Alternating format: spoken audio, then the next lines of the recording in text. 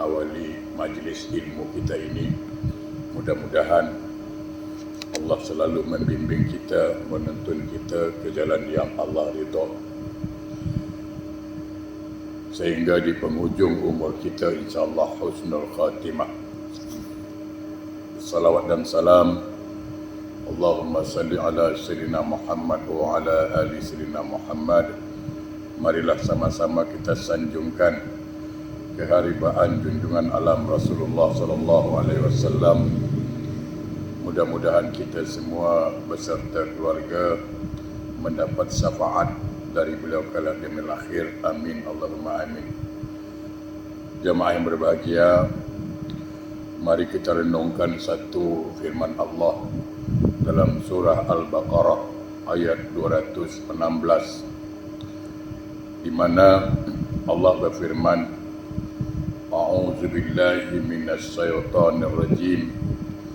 Wa 'asa an takrahu syai'an wa huwa khairul lakum wa 'asa an tuhibbu syai'an wa huwa syarrul lakum wallahu ya'lamu wa antum la ta'lamun.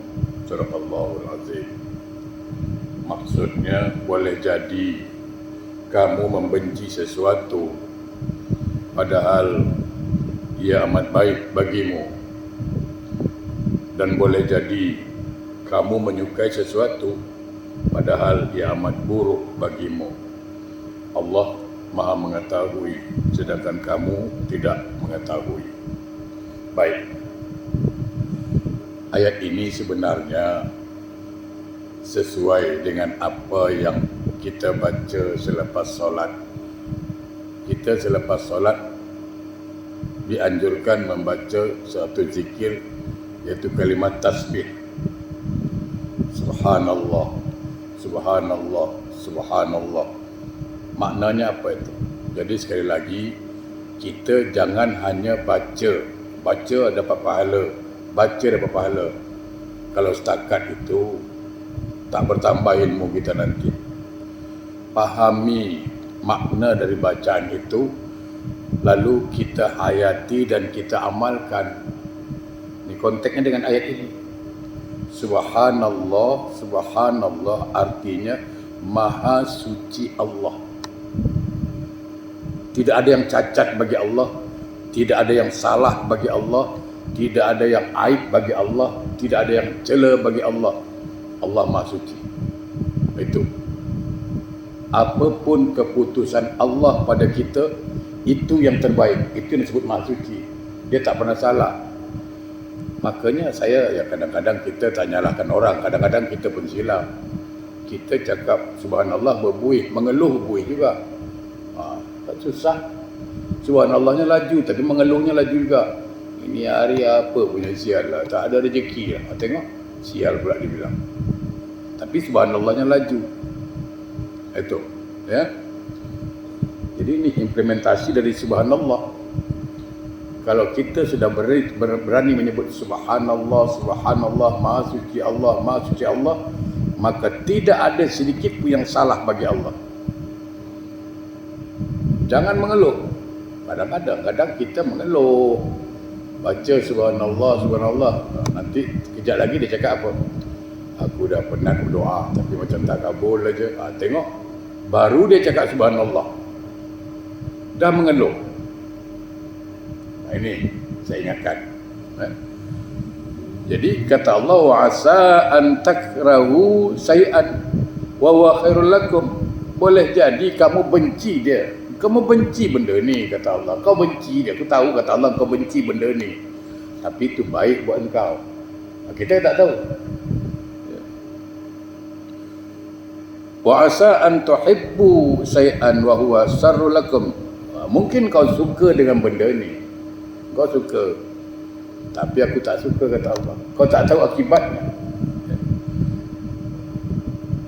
Wallahu ya'lamu wa antum ta'lamun. Sungguhnya Allah Maha mengetahui, engkau tidak tahu.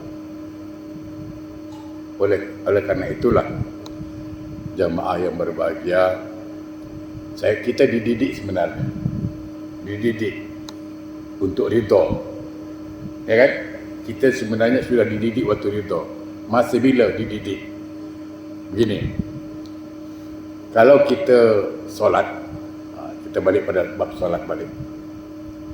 Sebelum takbir, saya ulang balik, sebelum takbir, ada satu pelajaran yang kadang-kadang atau satu amalan yang kadang-kadang kita lupa. Tapi saya yakin ini amalan para ulama, di mana kalimat ini didapati ketika Rasulullah Isra Mi'raj, ketika bertemu dengan Allah. Jadi, sebelum takbir, saya ulang balik, sebelum takbir. Apa kalimatnya? Ilahi anta rabbi waridokal matlubi. Ilahi, wahai Tuhan yang aku sembah. Wahai Allah yang aku sembah, anta rabbi, engkaulah yang menciptakan aku, waridokal matlubi, aku hanya menuntut keridhaanmu. Itu kita dididik setiap solat. Kalau mau sempurna lagi, selalunya ulama mengatakan apa sebelum takbir itu? Pertama, nak diamalkan bagus, ya, paling tidak ini ilmu kita. Sebelum takbir sebutkan apa? Pertama, la maujud illallah. Saya ulang balik, la maujud illallah. Ini sebelum takbir, ya, sebelum takbir. Fokus. Pertama, sebelum takbir fokus. Pertama, meyakini Allah bersifat Al-Basir, Allah Maha Melihat. Fokus, Allah Maha Melihat. Sudah. Kedua, fokus, Allah bersifat As-Sami', Allah Maha Mendengar. Apa yang aku nak cakap, apa yang aku nak sebut, Allah pasti dengar. Apa yang aku nak lakukan, rukuk, sujud, Allah pasti lihat. Fokus di sini. Bila dah fokus betul-betul, baru disebut. Silakan dilafazkan kalau yang baru-baru. Tapi kalau dah biasa nanti dalam hati dah cukup. Apa ucapannya? La maujud illallah. Maksudnya apa itu? Tidak ada yang wujud sekarang ini kecuali hanya Engkau ya Allah. Tak ada yang wujud kecuali hanya Engkau.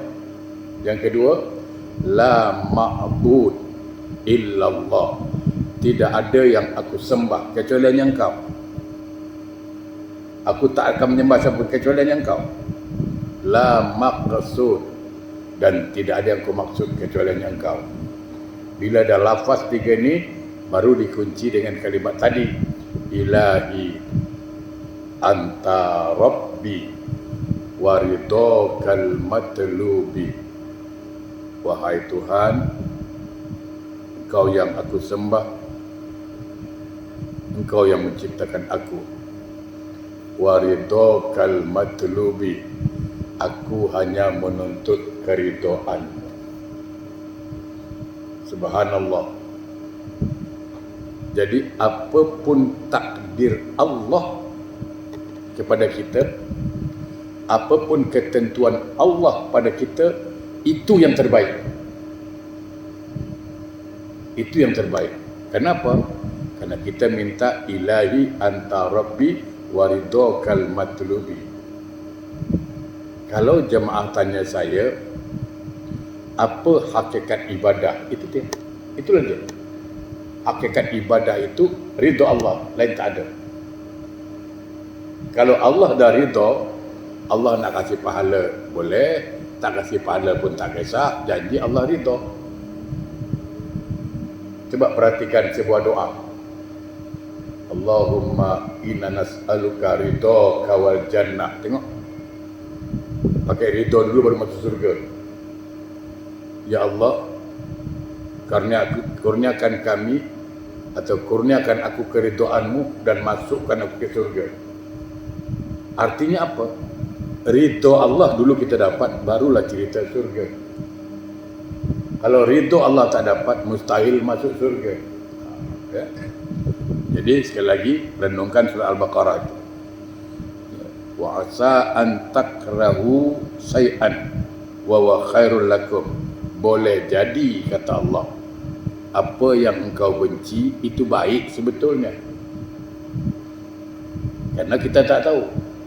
Sebaliknya, wa asa an tuhibbu syai'an wa huwa syarrul lakum. Boleh jadi apa yang kau suka itu tak baik. Oleh karena itu, sekali lagi dikatakan apa? Semua orang ingin baik. Mana ada orang tak ingin baik? Saya tanya dulu. Isteri nak cantik, gaji nak besar, itu normal lah. Tapi Allah tahu. Sekarang gini, satu contoh. Kenapa Allah ciptakan dia ni miskin? Dicontohlah. Dicontoh. Padahal kalau Allah nak kasih dia kaya, senang. Tak ada susah bagi Allah. Kun fayakun, dapat. Kenapa Allah tidak berikan dia sedikit pun kekayaan? Jangan lupa, mungkin dia ini anak orang alim. Atau mungkin orang tuanya ahli ibadah, ahli tahajud. Kita kan tak tahu. Lalu orang tuanya berdoa, ya Allah, jadikanlah anak aku anak yang soleh, yang berbakti kepada engkau, taat pada engkau, berbakti pada orang tua. Itu kan doa orang tua. Nah, Allah tahu kalau anak ini kaya, dia sombong ni. Kalau anak ini kaya, dia pasti lupa pada orang tua dia. Maka Allah tidak kasih dia kaya. Kenapa? Karena doa mak dia, jadikanlah dia anak yang soleh. Berapa banyak, bukan satu dua kejadian, kawan masa susah baik dengan kita, begitu hidup senang kaya, jangankan tegur, pandang pun tidak lagi dah. Banyak dah tu. Bukan satu dua kita jumpa. Jadi sekali lagi, apapun keputusan Allah, itu yang terbaik.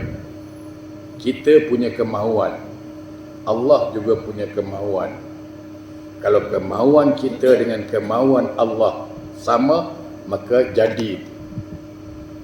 Tapi kita punya kemahuan dengan kemahuan Allah tak sama, maka yang jadi kemahuan Allah.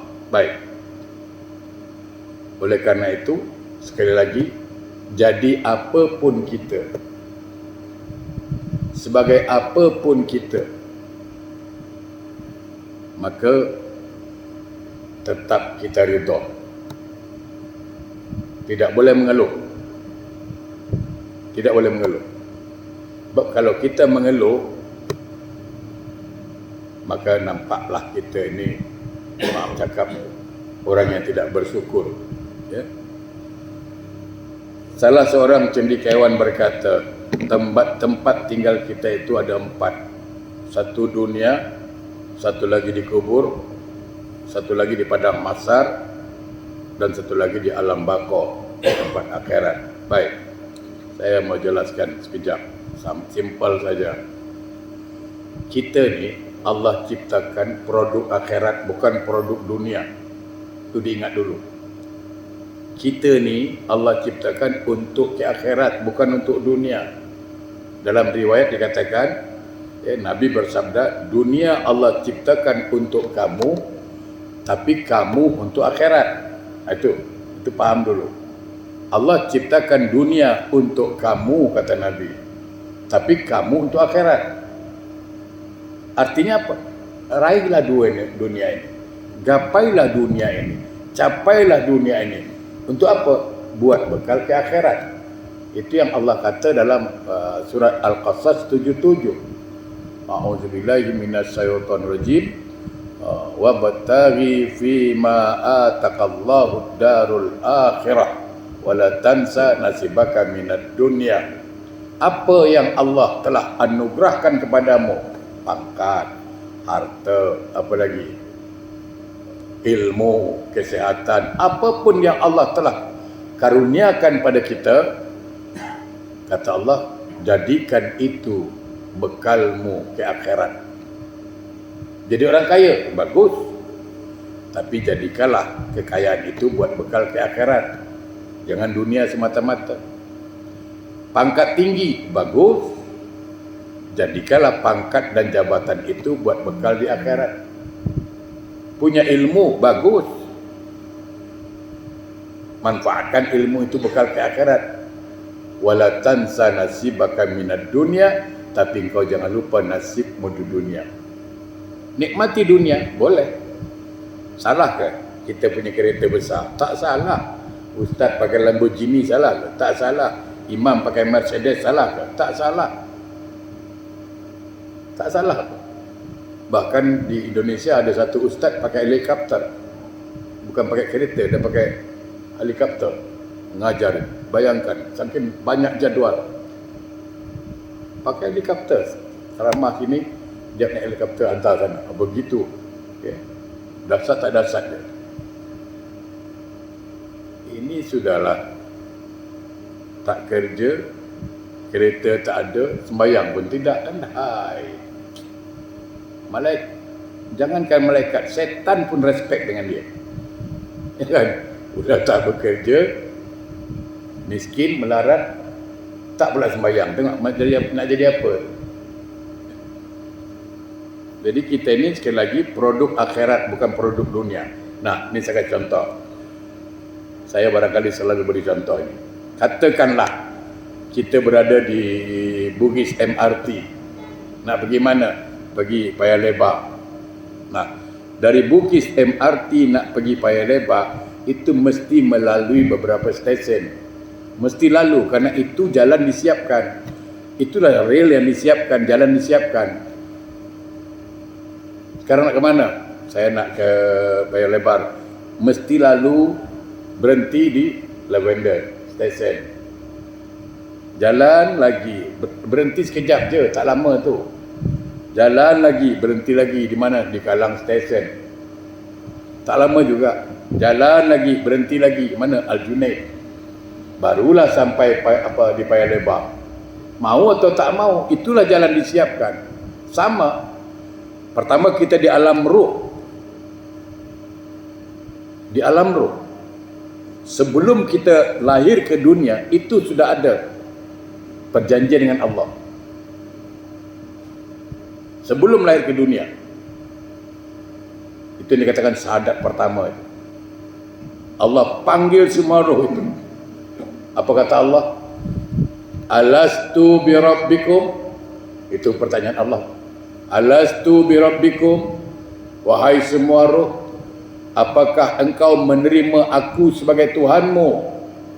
Kau terima tak aku sebagai Tuhan? Maka semua roh menjawab, Bala sahidana. Bala sahidana, ya, kami menerima engkau sebagai Tuhan.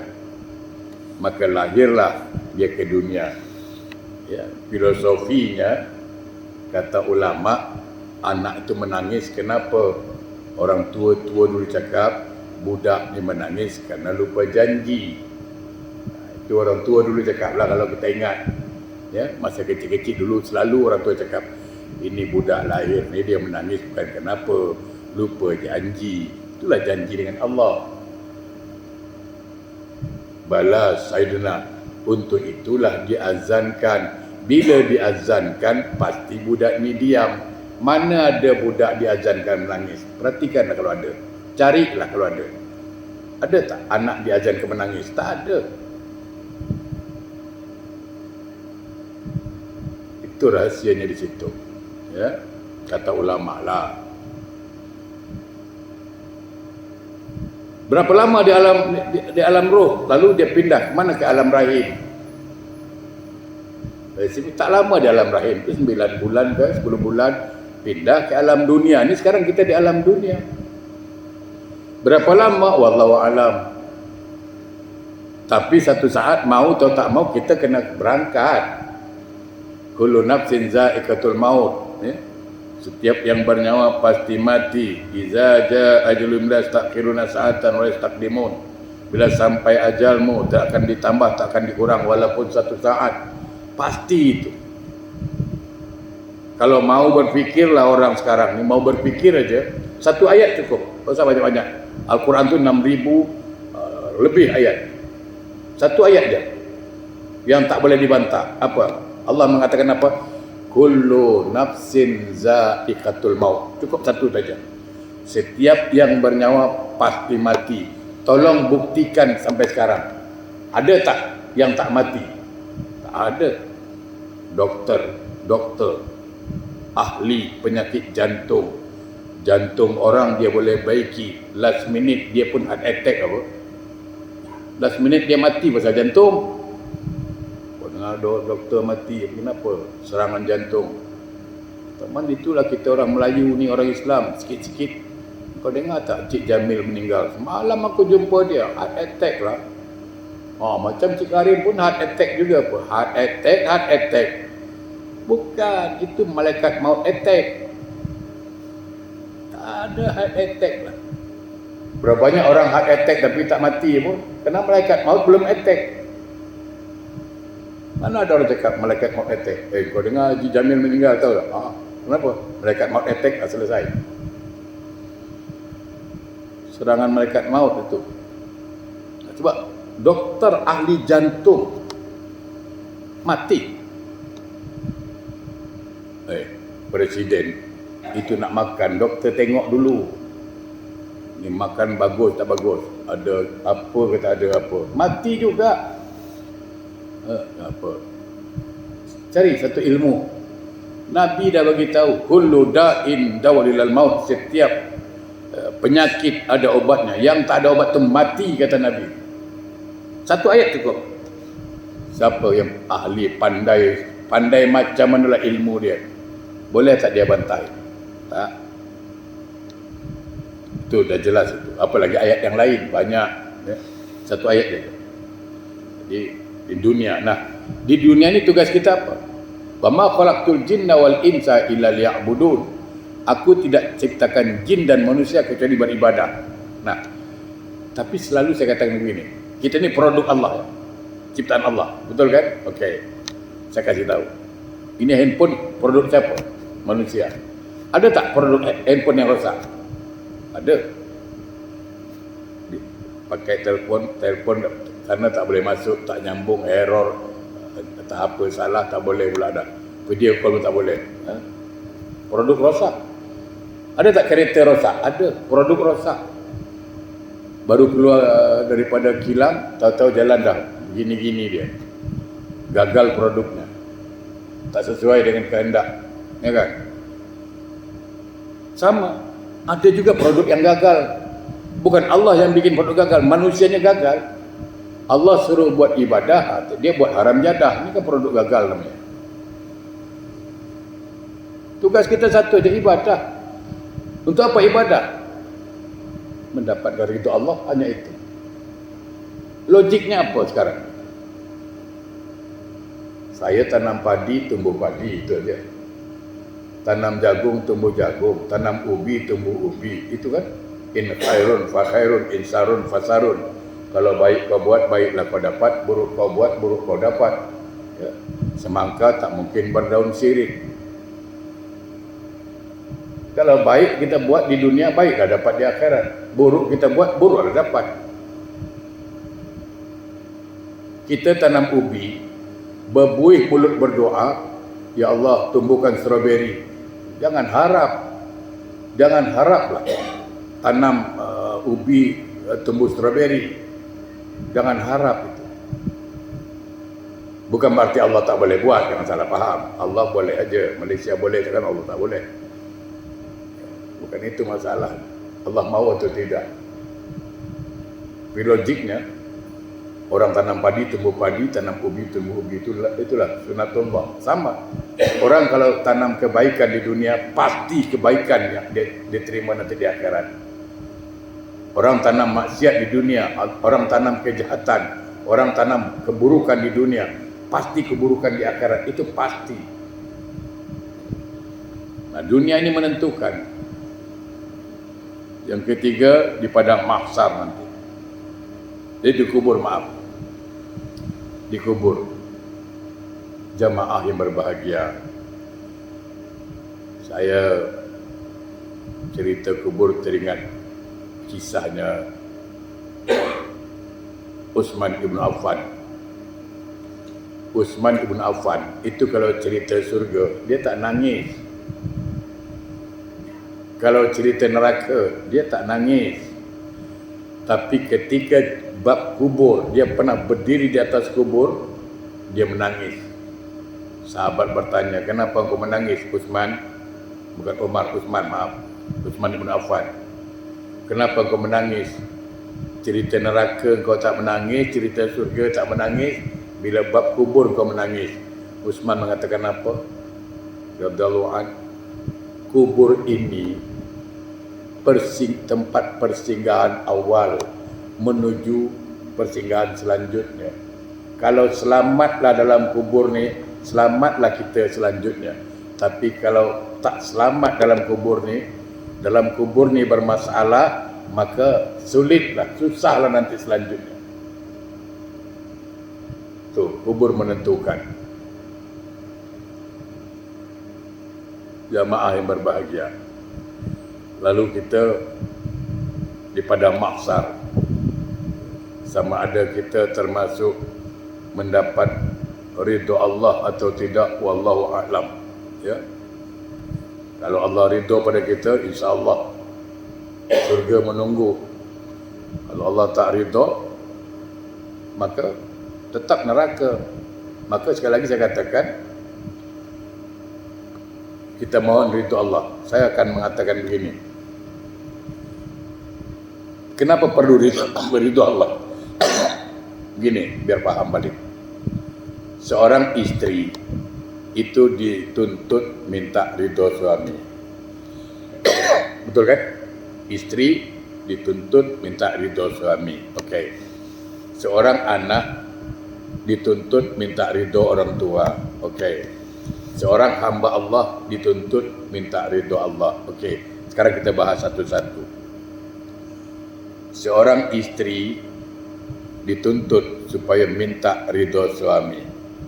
Saya tanya, istri yang minta ridha suami ini, apakah istri yang tak pernah mengecewakan suaminya? Pernah. Istri yang minta ridha suami ini, apakah tak pernah membantah suaminya? Tak pernah melawan suaminya? Pernah. Karena pernahlah, karena pernah melawanlah, karena pernah salahlah, maka dia minta ridha. Kalau suami dah ridha, selesai masalah, kan gitu. Bukan berarti istri minta ridha itu istri yang tak pernah salah, bukan istri tak pernah membantah, bukan istri tak pernah melawan. Pernah. Itu sebab dia minta ridha. Sama. Seorang anak minta ridha orang tuanya, bukan berarti anak itu tak pernah salah dengan mak bapaknya. Pernah. Bukan berarti anak itu tak pernah melawan mak bapak. Pernah. Karena itulah dia minta ridha. Sama. Kita hamba Allah minta ridha kepada Allah, bukan berarti kita tak pernah buat maksiat, bukan berarti kita tak pernah berdosa. Pernah. Betul. Banyak dosa kita kan. Karena banyak dosa lah, karena pernah maksiat lah, karena pernah salah lah pada Allah, kita minta ridhonya. Kalau Allah dah ridho, selesai masalah. Itu sebabnya. Jadi jangan anggap minta ridho Allah itu mesti orang tak pernah salah baru Allah ridho, tak pernah buat dosa. Mana ada orang tak buat dosa, brother? Ya kan? Kullun nas khata', kata Nabi. Setiap orang bersalah. Khairun khata' at-taubah. Sebaik-baik orang bersalah itu dia bertaubat. Ya. Syakik bin Ibrahim berkata, saya telah bertanya kepada 700 orang alim, bukan calang-calang, 700 orang alim tentang 5 perkara, dan semuanya menjawab dengan jawapan yang sama. Pertama, saya bertanya, siapakah orang yang berakal sehat? Maka mereka menjawab, orang yang tidak mencintai dunia. jemaah berbahagia. Ada satu hadis, hubbud dunya wa karnul maut. Cinta dunia, lupa mati, itu punca maksiat. Ya. Hubbud dunia, terlalu cinta dunia. Ya. Hidup dunia semata-mata. Jadi orang kalau berakal sehat, ya, akalnya sehat, dia paham. Tadi saya awal-awal bagi tahu, dunia ini Allah ciptakan untuk kita. Kita yang menguasai dunia, jangan dunia yang menguasai kita. Yang jadi masalah sekarang itu kan dunia menguasai kita. Jangan, kita menguasai dunia. Ini satu contoh.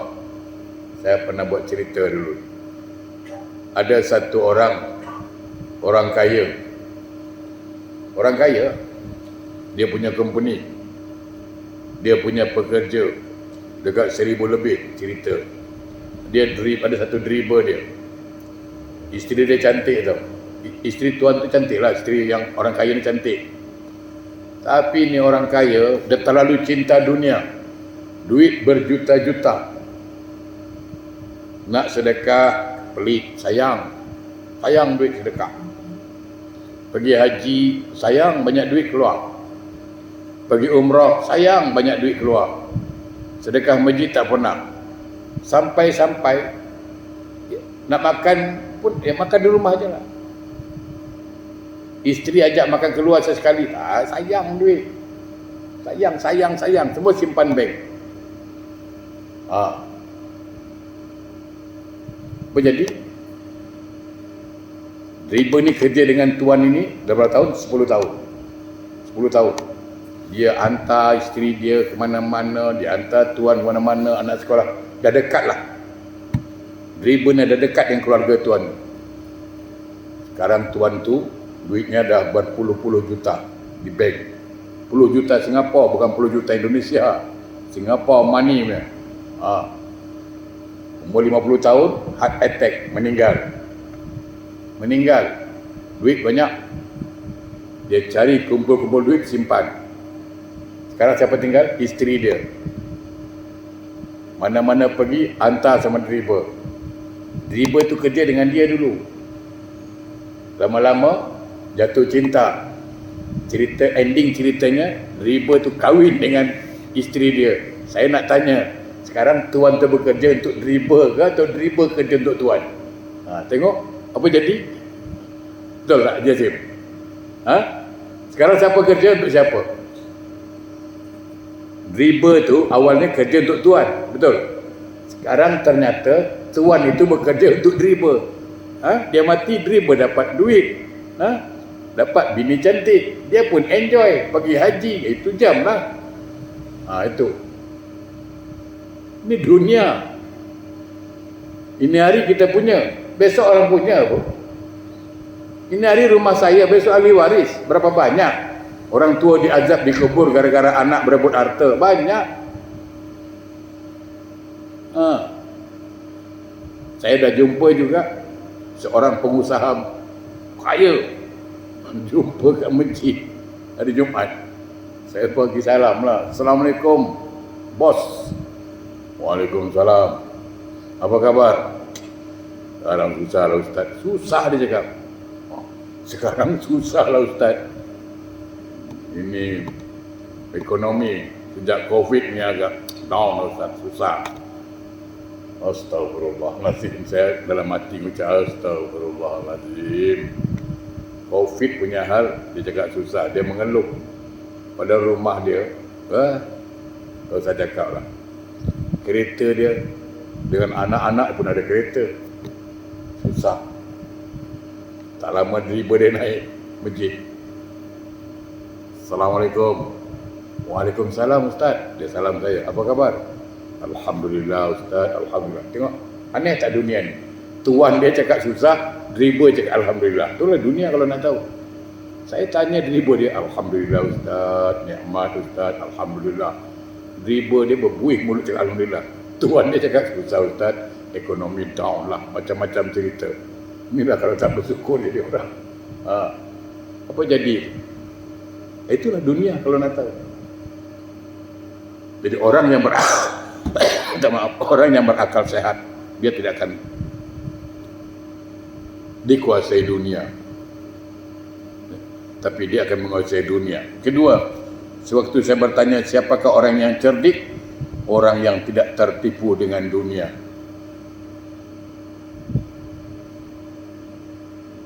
Dia tidak tertipu dengan dunia. Sekali lagi, dunia ini tempat kita meninggal, bukan tempat tinggal. Kena faham.